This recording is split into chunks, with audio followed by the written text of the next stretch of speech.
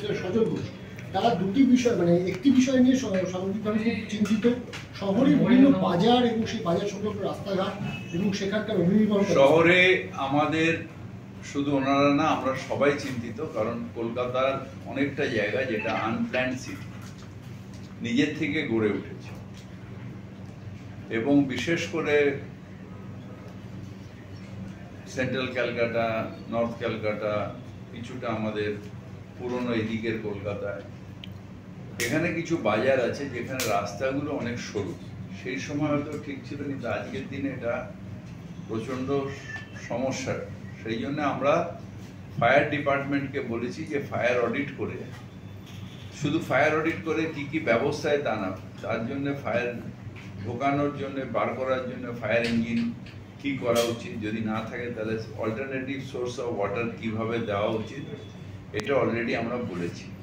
খিদিরপুর মার্কেটের আগুন এগনোর পর মুখ্যমন্ত্রী নিজে গেছিলেন, সেখানে তিনিও এই আদেশ দিয়েছেন যে ফায়ার অডিট করে ফায়ারের প্রোটেকশন কিভাবে হবে, এবং হোটেলগুলোর ক্ষেত্রেও, রেস্টুরেন্টেরগুলোর ক্ষেত্রেও আমরা একটা এসওপি তৈরি করেছি। তার মধ্যে একটা আমরা বাড়িয়ে দিচ্ছি যে এইগুলো তার মধ্যে ধরে নিয়ে ফায়ারের কাছ থেকে নির্দেশ আসার পরে কলকাতা পৌরসভা সেই অনুযায়ী কাজ করবে। ওয়াটার কোথায় দেবে, কোথায় রিজার্ভার করবে, কোথায় ডিপ টিউবওয়েল করবে, কোথায় পার্মানেন্ট পাম্পিং স্টেশন তৈরি করতে হবে, এগুলো করে যাতে অগ্নিকাণ্ডের সময় যাতে আমাদের সমস্যায় না পড়তে হয় দমকলকে, তাই এই কাজগুলো আমরা করব। এখন অ্যাবনর্মাল একটা গরম পড়েছে, আর আমাদের এখন এসিগুলো ওভার টাইম চলছে, তাই শুধু কলকাতা পৌরসভা না, সব অফিসেই এসি মানে অনেকটা ওভার টাইম চলার জন্য অনেক জায়গায় শর্ট সার্কিট হচ্ছে, এবং সেটা আমরা ইলেকট্রিক যারা কাজ করেন তাদেরও বলেছি রাখতে, এবং যাতে ট্রিপ করে যায়, অটোমেটিক ট্রিপ করে যায়, সেইগুলো লাগাবো। কালকে আমি শুনেছি, তারপর আমি বলেছি যে এগুলো ট্রিপ অটোমেটিক, যে সুইচগুলো যেগুলো অটোমেটিক ট্রিপ করে যায়, লোড বেশি হলে যে ট্রিপ করে যায়, সেটা লাগানো হচ্ছে।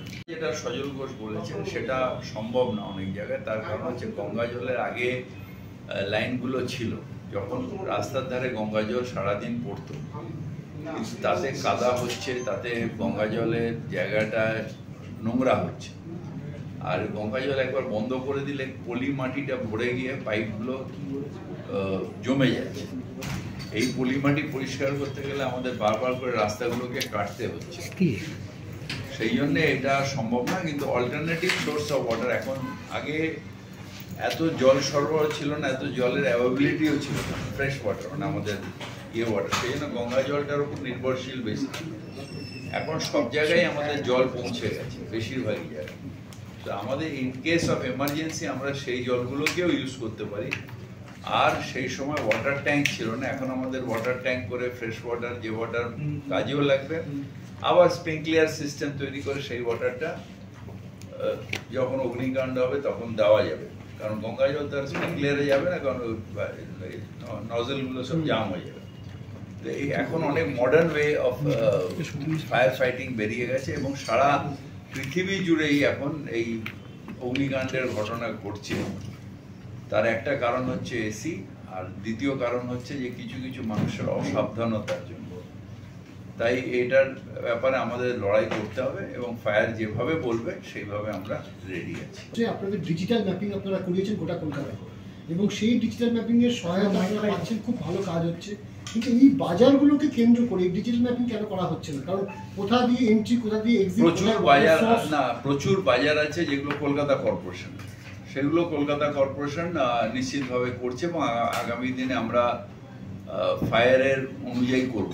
আবার প্রচুর মার্কেট আছে যেগুলো প্রাইভেট মার্কেট, সেই মার্কেটগুলোয় আমাদের ডাইরেক্ট এখতিয়ার নেই। আমরা বলছি যে মার্কেটের অবস্থা খারাপ, রিপেয়ার করুন, কিন্তু তাদেরও হয়তো ফ্যামিলির ভেতরের প্রবলেম, অনেক শরিকের প্রবলেম, কোথাও ভাড়ার প্রবলেম রয়েছে। যেমন রিসেন্টলি যোগুয়া বাজারে তাদের সব যত তাদের যে শরিক রয়েছেন অনেককে ডেকে নিয়ে এসেছিল, তারা বললেন আমরা শরিকের মধ্যে কথা বলে দেবো যদি পৌরসভার সাথে জয়েন্টলি ডেভেলপ করা যায়।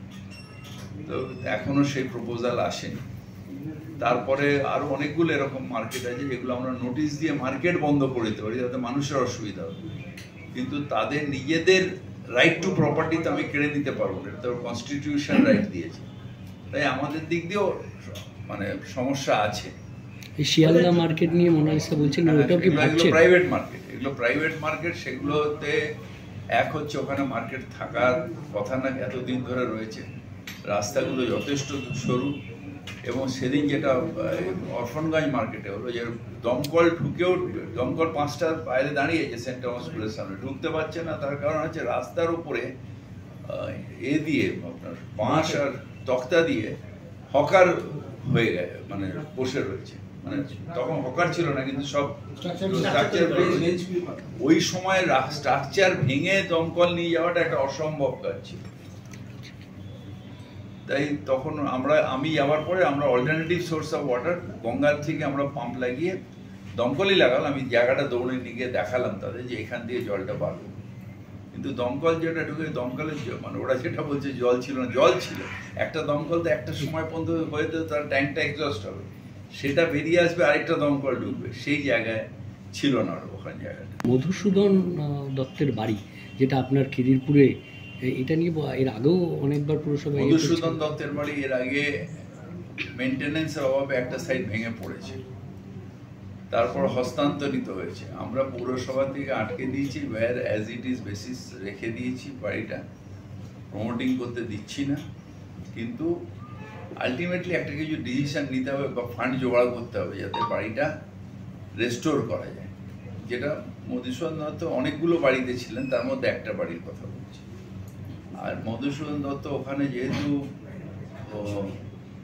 বোধহয় 3টে না 4টে বাড়িতে ছিলেন, ভাড়া থাকতেন। তো কোন বাড়িটা আছে এগুলো ডিটেলসটা আমার কাছে নেই, এটা আমি আলাপন বন্দ্যোপাধ্যায়কে বলেছি যে আপনি আমাকে আইডেন্টিফাই করে দিন যে মধুসূদন দত্ত সত্যি সত্যি কোন বাড়িতে দীর্ঘদিন ধরে থাকে।